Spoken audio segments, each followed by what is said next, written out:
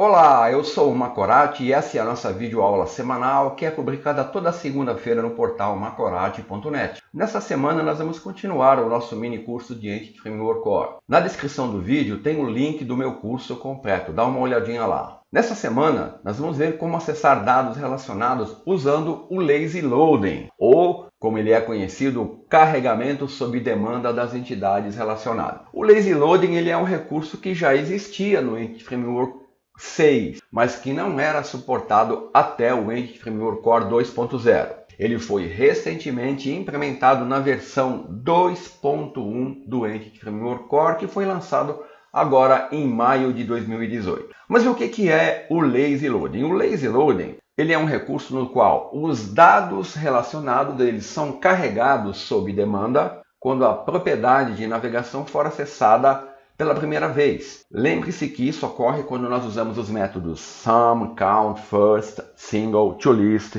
ou quando realizamos uma iteração usando for next, for each, etc. Então essa funcionalidade ela foi introduzida no Entity Framework Core 2.1 e ela não está habilitada para o padrão. Para mim poder usar eu tenho que habilitar. Então como que eu faço para usar o Lazy Loading no Entity Framework Core? Bom, a maneira mais simples e mais fácil de usar o Lazy Loading é instalar o pacote Microsoft Entity Framework Core Proxies no seu projeto, via NuGet. Depois que você instalar o pacote, você tem que habilitá-lo. Então você usa o método Use Lazy Loading Proxies. No nosso exemplo, como eu estou usando uma aplicação console, eu vou habilitar o Lazy Loading no método onConfigure, definindo aqui a chamada do Use Lazy Loading Proxies no meu DB Context Options Builder. Agora, para tudo isso funcionar, você precisa fazer mais uma coisa.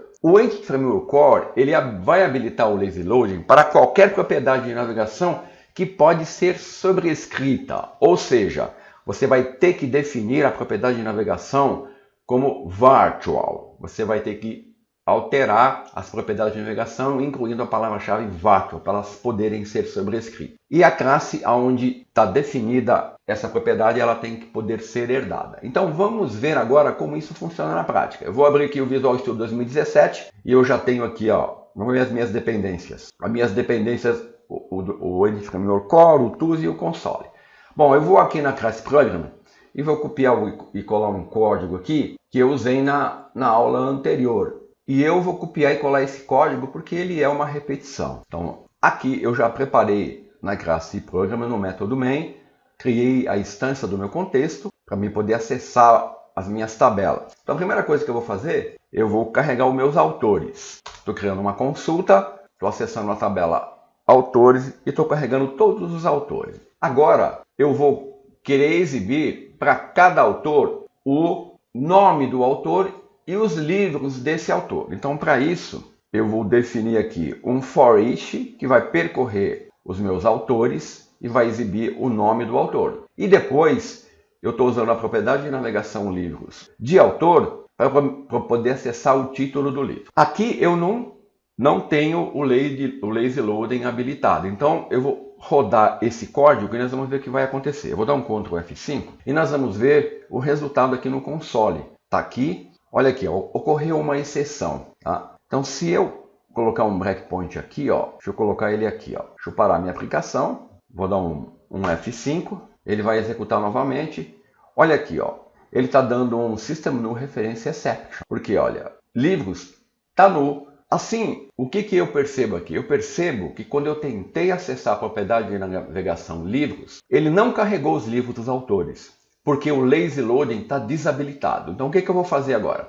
Eu vou habilitar o Lazy Loading, porque eu quero carregar sob demanda os livros do autor que eu estou obtendo aqui da minha coleção de autores. Então eu vou parar o projeto, vou vir aqui em Tools, vou em NuGet Package Manager, eu poderia fazer isso no console, eu vou aqui em Packages for Solution, ele vai abrir aqui essa janela, eu vou clicar em Browser, e vou procurar o pacote. O pacote é o Microsoft Entity Framework Core Proxies. Vou selecionar, vou marcar meu projeto e vou instalar. Então essa é a primeira etapa que eu tenho que cumprir. Vou instalar a versão mais estável, que é a 2.1.14. Vou clicar em Install, vou confirmar vou aceitar e ele vai instalar no meu projeto. Então eu vou fechar aqui, ó, vou voltar aqui para minha Solution Explorer, está aqui o pacote instalado. Agora eu tenho que habilitar. Para me habilitar, eu vou na classe de contexto. Aqui numa aplicação ASP.NET Core, você ia fazer isso lá no método Configure Services, né?